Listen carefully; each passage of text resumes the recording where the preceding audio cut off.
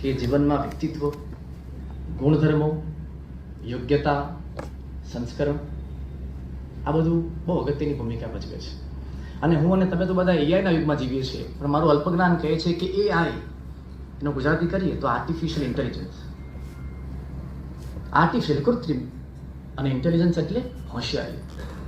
હું અને તમે આપણે સૌ કૃત્રિમ હોશિયારીના યુગમાં જીવીએ છીએ, પરંતુ મહેબૂબભાઈના પ્રયત્નો, સાહિત્યના પ્રયત્નો, આ પ્રકારના સમારોહના પ્રયત્નોથી મારી દ્રષ્ટિએ આપણે એઆઈ તો ઠીક છે પણ ઓવાઈ જાળવી શકીએ એમ છીએ. ઓવાઈ એટલે ઓરિજિનલ ઇનોસન્સ. એક તરફ કૃત્રિમ હોશિયારી છે અને બીજી તરફ મૂળ નિર્દોષતા, વાસ્તવિક નિખાલસતા છે. એટલે એઆઈમાં એમ તેમ થાય ચાલે, પણ ઓવાઈ જળવાવો અતિશય આવશ્યક છે. આ પ્રકારના કાર્યક્રમો અને પ્રયત્નોથી મહેબૂબભાઈ બાપુ ઓવાઈ જાળવી શકાય એ અતિશય જરૂરી છે. અને ભગવતી કુમાર શર્માની એક પંક્તિ મને યાદ આવે છે આ સમારોહને અનુલક્ષીને, કે ભીતરથી આ જોરાપાનું વર્ગન ન નીકળ્યું. ભીતરથી આ જોરાપાનું વર્ગન ન નીકળ્યું, કારણ તપાસ્યા પર કોઈ કારણ નીકળ્યું. ખાલીપો, માત્ર ખાલીપો, બીજું કશું જ નહીં. ઉપવન તો ઠીક, શોધતા રણ પણ ન નીકળ્યું. ઉપવન તો ઠીક, શોધતા રણ પણ ન નીકળ્યું.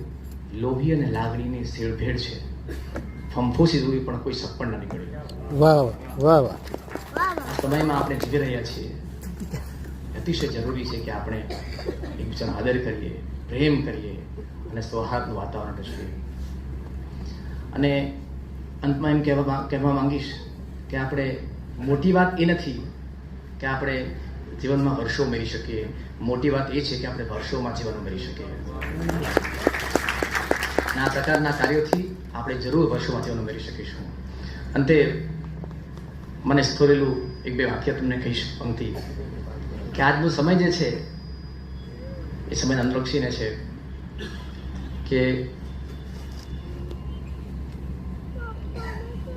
કોઈ અટકીને પણ પહોંચી જાય છે. કોઈ અટકીને પણ પહોંચી જાય છે. કોઈ નિરંતર ગતિમાં પણ ભટકી જાય છે. કોઈ અટકીને પણ પહોંચી જાય છે.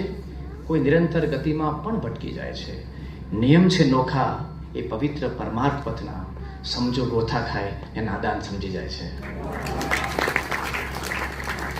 આજનો આ સાહિત્ય સમારોહ સમગ્ર માનવ સમાજ માટે માનવ વચ્ચે સામીપ્ય જળવાય એ માટે સેતુ